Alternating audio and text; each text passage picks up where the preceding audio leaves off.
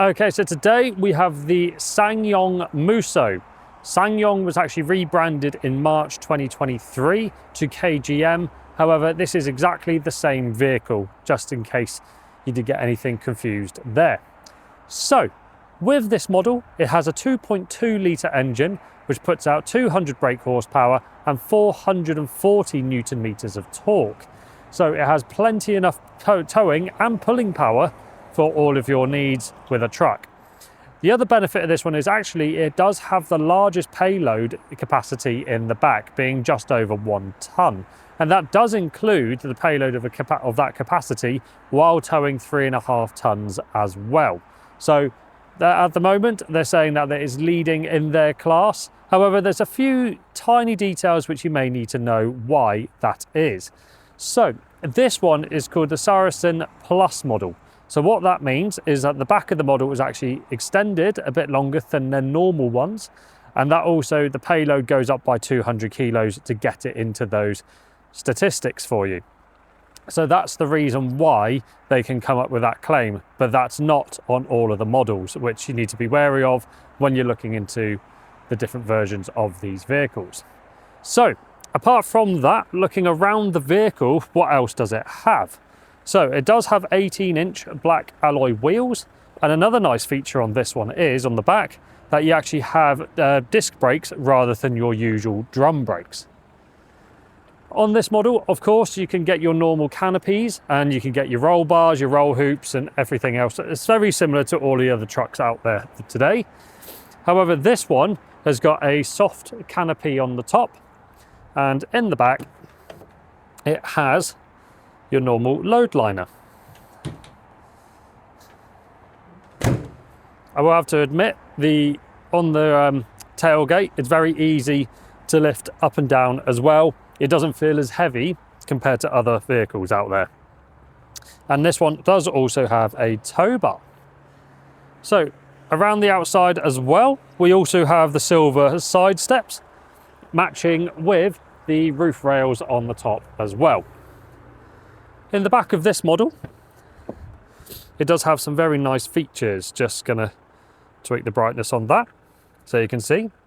So on the back here, on the rear seat, obviously in the middle, you've got a armrest along with a dual cup holder. Let's tweak the brightness on that. And then, doing it with one hand, you can also fold the rear seats down. This cover, or the covers for the rear seats, you can actually take them all off in case you need to properly clean them. And down the back here, you have some extra storage along with your other kit there if you ever did have a puncture. And this is an optional extra, but another nice feature on this one is underneath the rear seats, you have this pull-out drawer. So you can hide anything in there when you're away from your vehicle. And then this one has also got waterproof or rubber mats as well.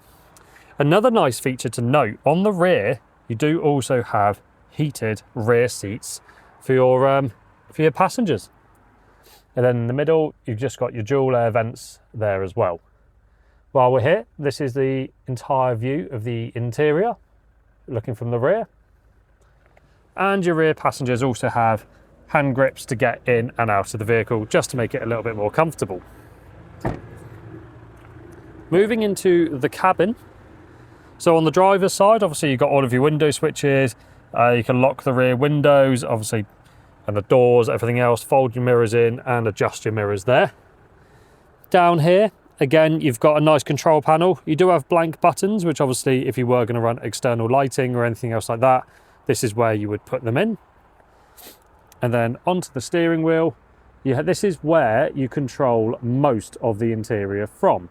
So rather than having buttons and everything in the center, you've got it all on here. So with your music and everything else like that, you can only control the volume on the steering wheel here.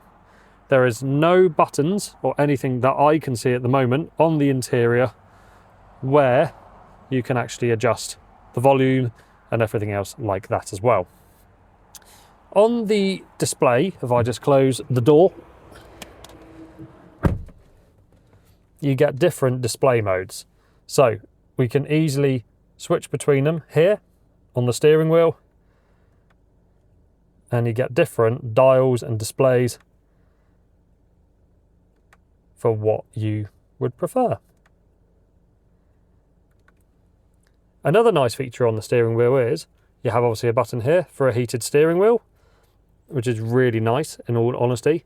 And speaking of the comforts and everything like that as well, down here, it's hard to see on the camera, you do have cooling front seats, and obviously you can adjust it, and heated rear seats as well for you and your passenger. Down here as well, this is where I've just put the keys, moving that the way, but you do have two USB-C ports as well for charging.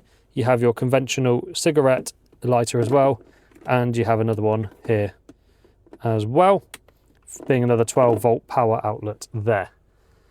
So obviously moving up into the middle, you have your obviously all of your controls for your heating or cooling in the car, air conditioning, etc.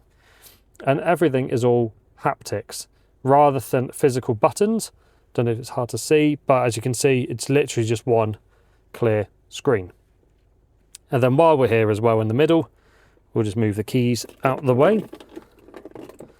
But obviously you've got your gear selector, and then moving into the middle here, this is where you change your different driving modes from two-wheel drive, which is the typical driving, the same as any other truck. And yeah, you can go into four-wheel high and low. On the screen, so sorry about the flicker, that's to do with the camera, not the actual screen. So obviously you've got sat nav all built in, and with your home screen, the whole thing's a nice touch screen, and it does have this matte black coating on it, so it does reduce reflections, which you can kind of see here on a nice day. Yeah, I will be honest, it looks worse on the camera than what it does in real life. So as I say, you've got your navigation all built in. You do have CarPlay and Android Auto as well. Obviously you have all of your hands-free phone, but we don't have anything connected at this point. Obviously DAB radio, FM, AM as well. Obviously you can program and everything else. And obviously you have your on and off button there on the side. So for the interior, that's pretty much it. At the top here, again, you've got obviously some light switches here. You can turn them on and off. And then a button in here to say if you want them to open with the doors or not. And here it's a little seatbelt sign telling you if your passengers have got your seatbelts on and everything else as well. Apart from that, up in here, little mirror, there I am. And that is pretty much it as a very quick overview of the Ssangyong Musso, or today it's known as the KGM Musso.